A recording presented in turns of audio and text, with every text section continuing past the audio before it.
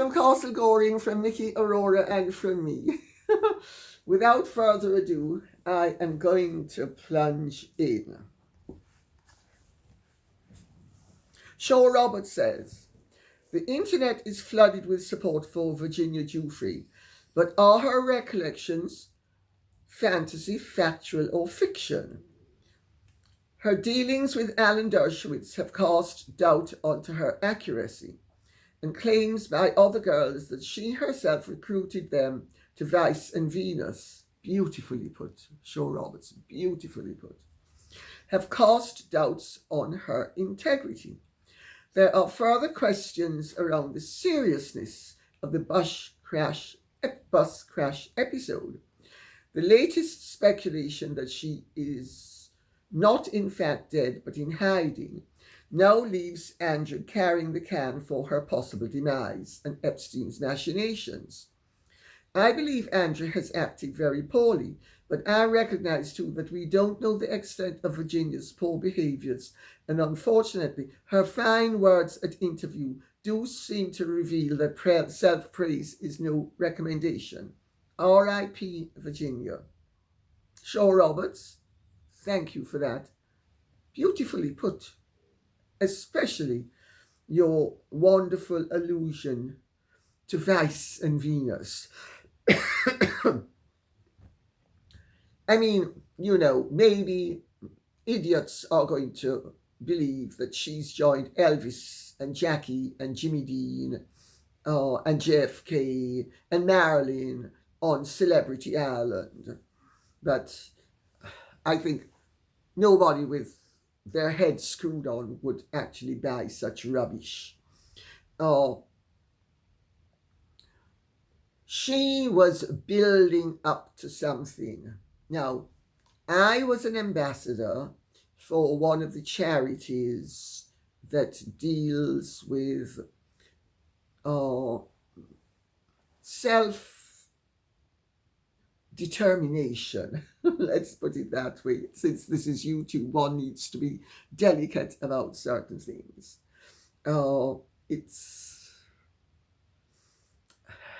I don't want to have to say the word, but when people are going to have various conditions, evidently, they build up to the final, shall we say, denouement, and she was clearly building up to it. I do not for a second believe that she was bumped off. I think that she did exactly what she is meant to have done. I do not think that she was bumped off. So let's stick to the facts. Why is the internet supporting her to the extent it is? Well, the mainstream media is pushing a narrative for various reasons, not only political, but commercial. The reasons are on both sides of the Atlantic, not on only one. The fact of the matter is that either Virginia Giuffre is credible or she was not credible. People cannot decide with any logic or reasonable justification that the only time that her word should be taken as factual is with regard to Andrew, but that her word should be discounted in terms of Alan Dershowitz, Bill Clinton. Let's not forget the two youths when she was a teenager whom she accused of having, and the R word is what she used, and it nearly destroyed their lives. The Florida police exonerated them. This was when she was a teenager. And what about her accusations against her father? Why have those been discounted?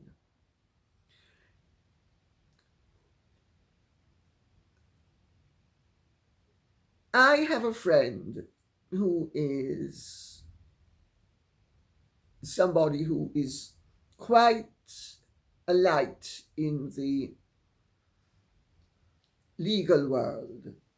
He taught the law and he is a brilliant barrister. And he has been in touch with me about various concerns that he has with regards to the way the media and others have been treating Virginia Giuffre's shocking, really inconsistent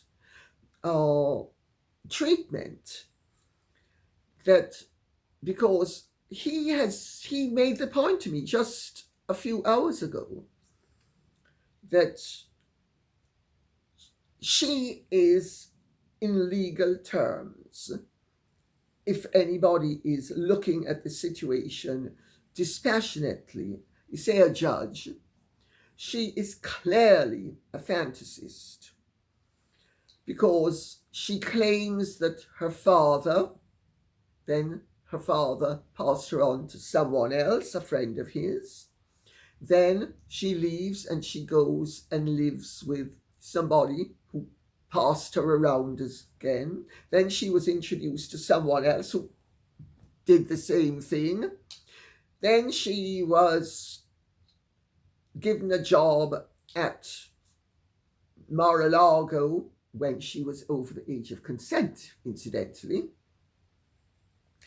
And she was then recruited, according to her, and she then did an awful lot of recruiting, all of which has been ignored by the mainstream media, especially the Mail and the Mail on Sunday, as they have hammered home the point that they are noble champions of girls who have been interfered with. And they are using the girl that their reporter coached to lie about certain people. They are somehow champions of great virtue. He made the point very forcefully to me that either Virginia Giuffre was a pathological liar who was determined to sully the reputation of every man she came into contact with when it suited her, or then she was a fantasist. But he says it is not credible that she could have been gone from person to person to person. And let us remember that her father is the one who got her the job at Mar-a-Lago, hoping that she would turn a corner. Her father, the man she has accused of starting this whole dreadful process. I mean, people just need to use their powers of discernment, for goodness sake. And I don't believe a word out of that woman's mouth. I am not saying that some of it might not have been true, but I don't know what bits to believe, and so I believe none of it. None. There is a very strong chance, and we need to be aware of this if we have any responsibility as human beings to justice and to ensure that people are not wrongfully convicted of crimes. We have a duty of care to her father, the man, she says, started the ball a-rolling. Notice she's made sure that she did this in the form of a memoir. She was going to destroy his life one way or the other.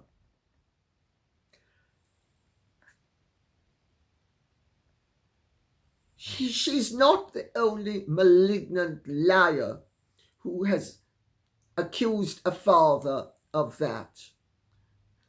There is another figure very prominent in the public arena who is a malignant narcissist and a pathological liar who accused her father of the same thing. Latterly, as indeed did Virginia Giuffre, because she didn't accuse him of it publicly in the early days.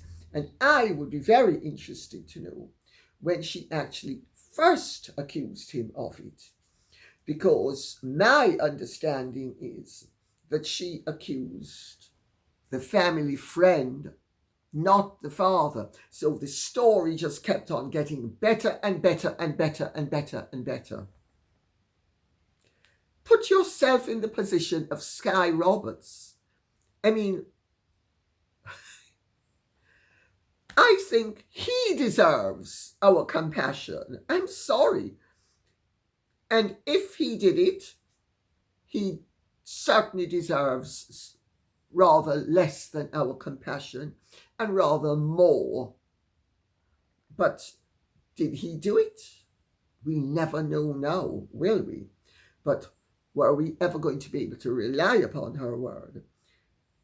I mean, when I was rung up, when I was writing Meghan and Harry the Real story, by a close connection of mine who is connected to a close connection of Harry's, and told that the reason why Meghan couldn't ever reconcile with her father was that she had been interfered with. I knew it was a lie, and I said it was a lie, and I refused to go with it. Why? Because somebody is a woman. Should her word be believed when it is clear that she is a liar?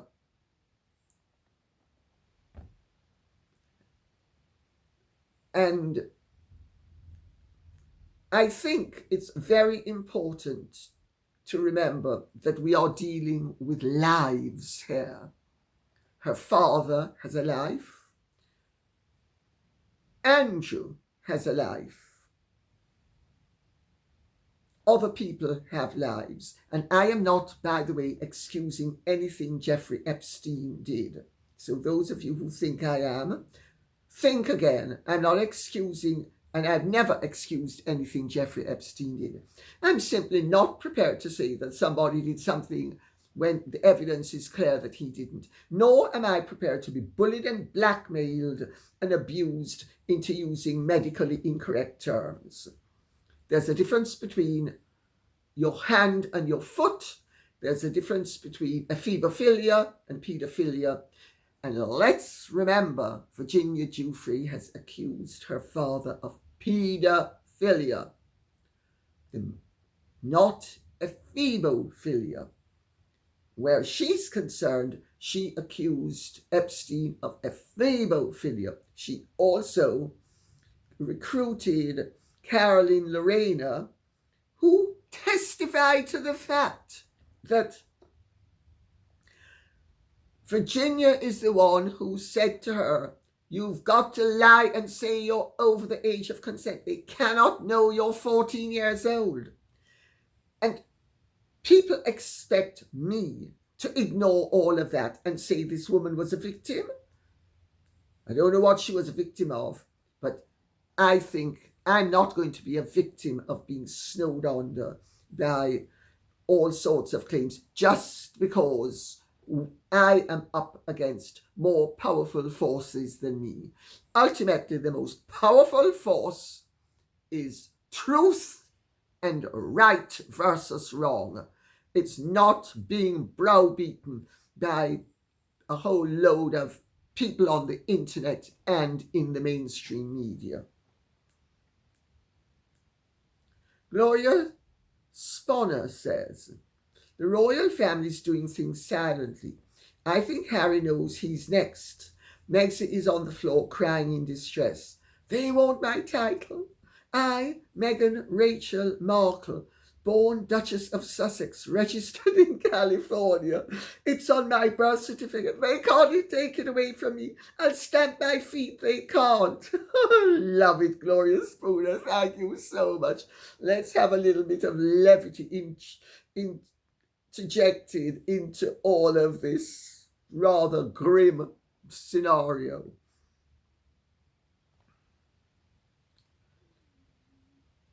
I am told that Meghan is very worried. Well, worried is not the word. That Meghan and Harry are very aware of the fact that their titles can end up being put into voluntary abeyance. Let's put it that way.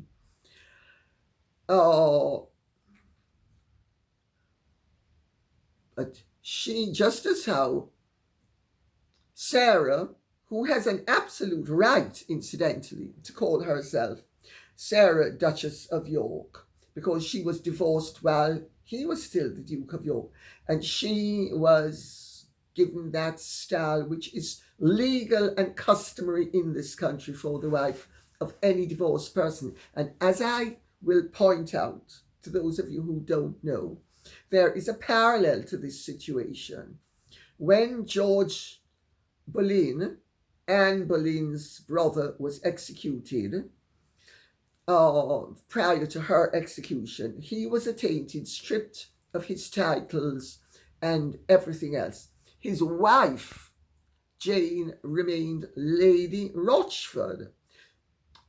So even though he went to the executioner's block as George Boleyn, she remained Lady Rochford.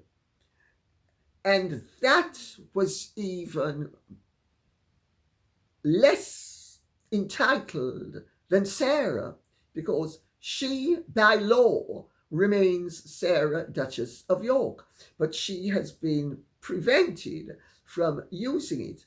And as a friend of mine who is the godson of one of the royals, and I'm not going to say which one and which country or anything, he sent me a text saying, well, I suppose she's going to now be HRH Sarah, Princess Andrew of Greece and Denmark.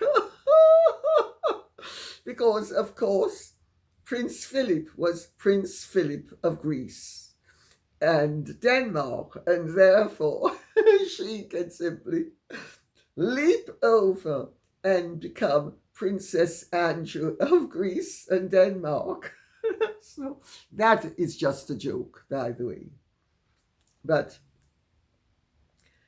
Meghan, I am told, actually feels that it might be a blessing in disguise, because she then can be known as Princess Meghan.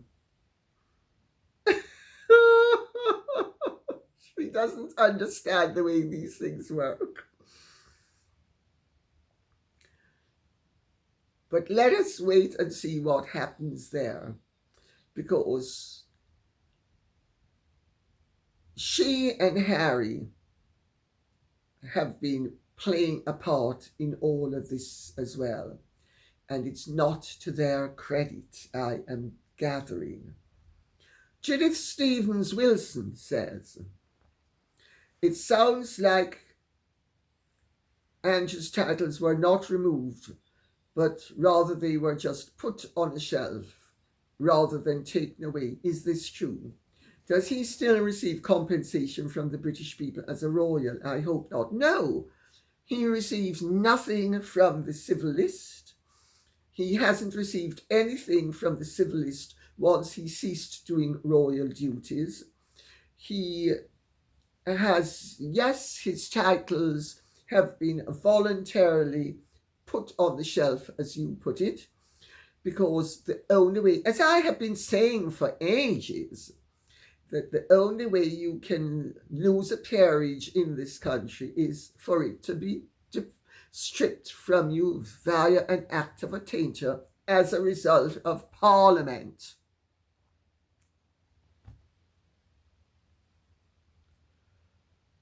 He doesn't receive any compensation.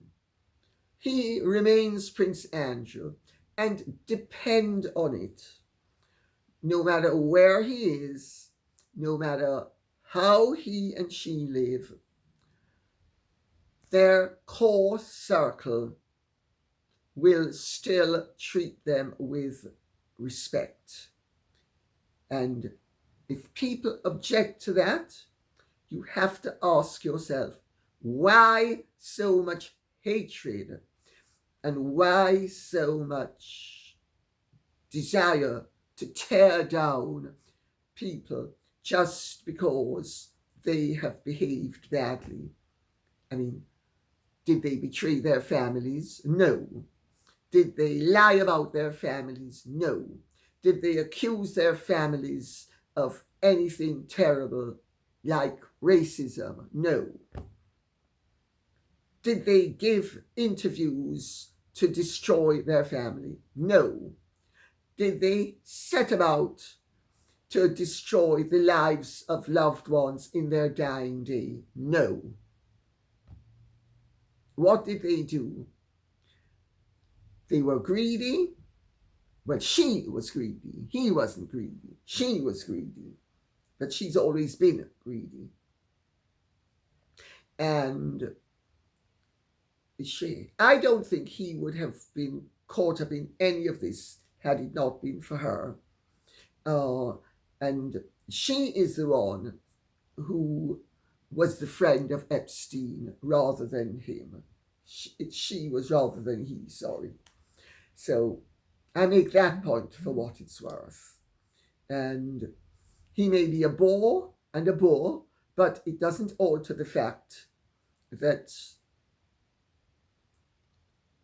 you do not say to somebody, you are going to be destroyed disproportionately. And yes, I actually understand why the public have turned on both of them. And I understand why the public regard them as not fit for public life. I think I've never disagreed with any of that. What I do disagree with is the relentless, constant abuse that they shouldn't even be allowed to mix with their own families. I'm sorry. That is just so inhumane. Barry Adams says, Lady C, seems like there's a precedent for embarrassing spares to put away their royal flash. No, that has an example to follow, like you said, TikTok. Absolutely. Absolutely. And they're worried about it in Montecito. Well, he's worried about it. She's evidently optimistic. Finally, she gets to become Princess Meghan. She better be careful what she wishes for, because she might discover that there are ways around that. Because the British royal family, I'll tell you, is very resourceful. It always finds a way around something. It managed to strip Wallis of her right to be HRH. That's one of the things it managed to strip her of. So I just make that point for what it's worth.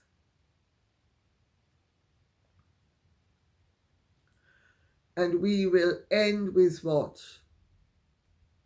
Grits gal raised in the South says. Lady C, David Boys must be sending paid bots to attack you as part of the promo for their book. Please don't mention anything more because you have been clear for years.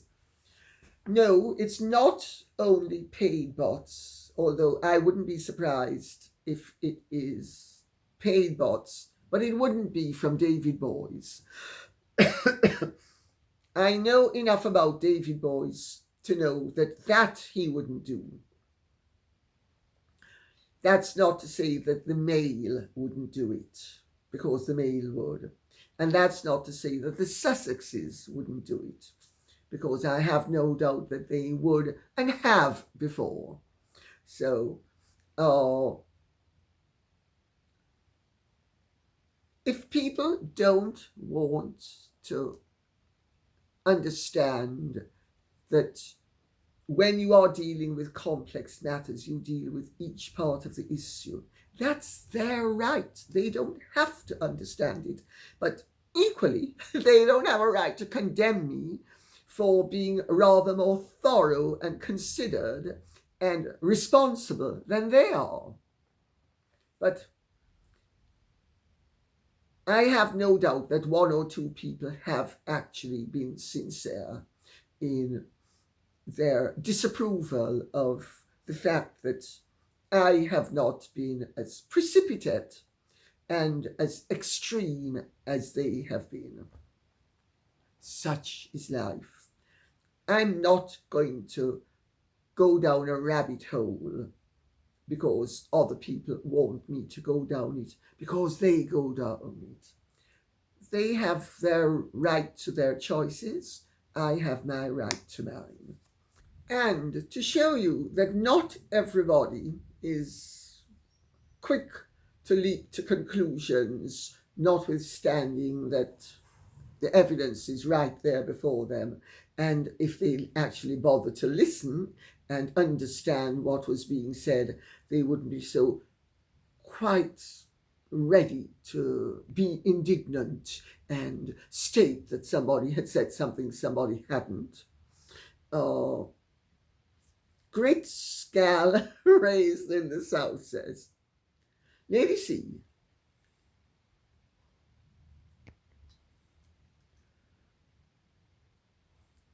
Team C, please organize these vlogs.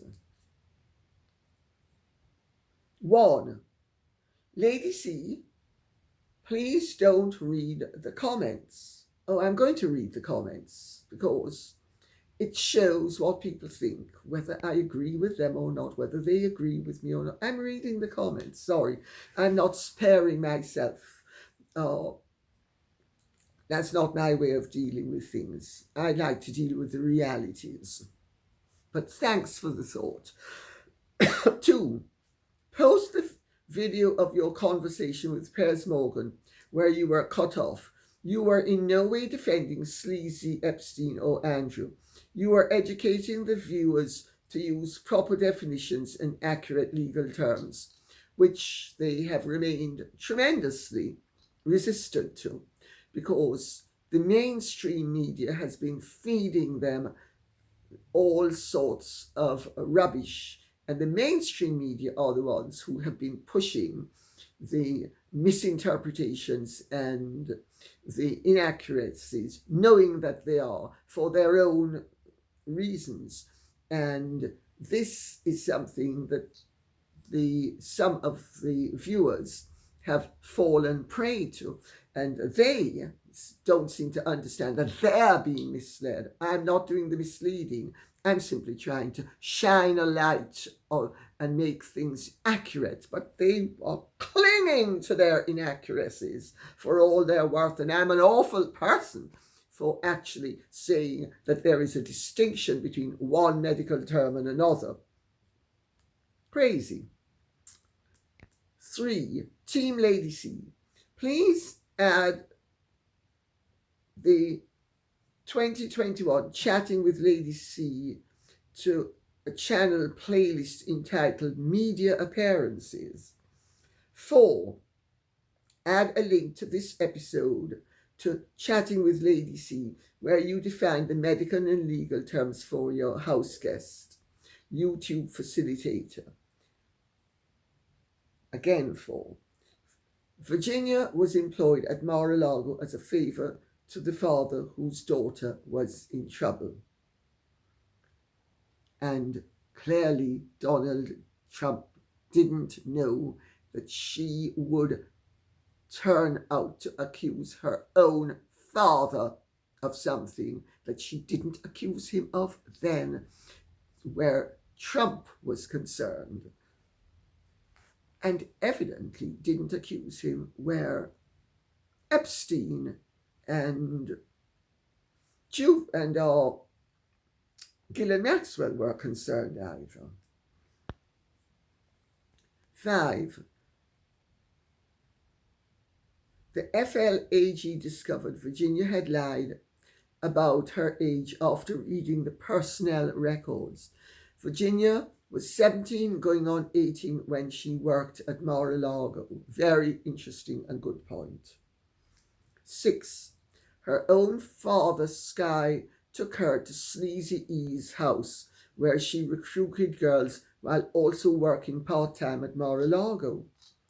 All of these matters are a matter of record. If people wanted to be discriminating as opposed to abusive and incendiary and judgmental, they would avail themselves of all this knowledge. So if they want to be judgmental and abusive, they're entitled to. I'm not going to stop them. 7. When will we hear about Virginia's audience with Queen Elizabeth? She phoned home and said she met a prince and the Queen. Well, that's a new one on me. Yeah. And pigs fly. She never met the Queen. Another instance of Virginia Giuffre coming up with really rather ridiculous statements, but they sounded good at the time to the people that she was making them. And we will end with Steve B. Buck says, Dear Lady C, do you think the fall from grace of Prince Andrew and Sarah Ferguson portends a major calamity in their lives, or do you remain optimistic that they will land on their feet? Do you foresee accommodation on the Windsor estate, or will Fergie be relegated to the role of Shelley Girl in Switzerland once more? Well, let me put it this way. They've lost an awful lot of support within the royal family and within the establishment, but they will retain the support of their circle of friends, which is the way it should be. I am not so punitive that I would ever want to feel that I would strip anybody of their right to have family and friends. What sort of abusive, puritanical world are we living in, where people are so punitive that somebody should be stripped of the right to ever see their friends? And these are people who want me to follow their example and to be dictated by them how I should arrive at my conclusions and judgments. They clearly know nothing about Christianity. That's for sure. Yes, this is a great calamity for Andrew and Sarah. There are no two ways about it. It's calamity. Across the pond in California, I understand it is being viewed as partly a terrible warning, and by one of the parties, and by the other, let's see how we can spin this to our advantage. Princess Meghan, here I come. I'm not even going to need to be called Royal Highness anymore, because I'm Princess Meghan, and everybody's going to know I'm Princess Meghan, because nobody's going to call me Princess Henry, not a chance. Princess Meghan.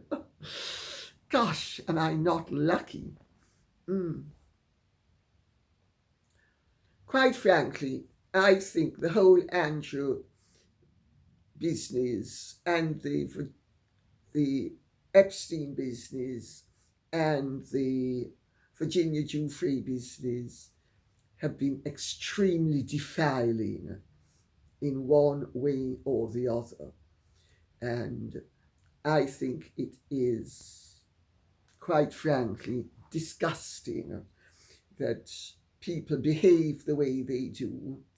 And I think it's disgusting not only the way they have behaved, all of them, but I think it's pretty disgusting the way some people are behaving in response to the situation, because I would have hoped that people would be sufficiently just, if not generous spirited, as to actually care about the realities of the situation. Clearly, that's not true of everyone. Am I disappointed? Yes. Am I surprised? Not really. I know what it's like to be on the other side of the divide. I had 7 years of abuse at school. I know that even people who consider themselves decent and kind and honourable and really nice people can be vile. I'm not that surprised. But the fact of the matter is, it's life, and it all adds to the rich tapestry of life. And it does not behoove us to shy away from what we think is the right thing to do. And I'm afraid I'm not apologizing to anyone for taking a considered opinion and arriving at a logical conclusion based upon the facts as they have been presented by the very people involved. And who wants to argue with that is free to do so. And who wants to decide that they don't want to listen to me because they are offended by the fact that I would dare to actually consider all the evidence before me instead of just jumping in and condemning and enjoying the righteous indignation. Well, I don't remember whether it was Socrates or Homer or someone like that, but it was someone like that who said that people think that, shall we say, biological pleasures are the most thrilling thing in life, but it's not. It's righteous indignation. And the people who seem to be prone to it are those who actually are not righteous, just simply looking for an excuse to be indignant. C'est la vie, c'est la vie. And on that note, I'd say thank you very much for listening. I hope this has been of some interest to you. Please keep the questions and comments coming in. It would be really nice if we could get away from all of this unpleasantness. So let's revert to something rather more, shall we say, uplifting, like Harry and Meghan. What a pass we've come to. Thank you so much. Take good care. Godspeed. And if you have truly enjoyed this, would you care to like, share, subscribe, press the notification bell, and hype. It's hype. I think I said it was boost. It's hype. Thank you. Bye-bye.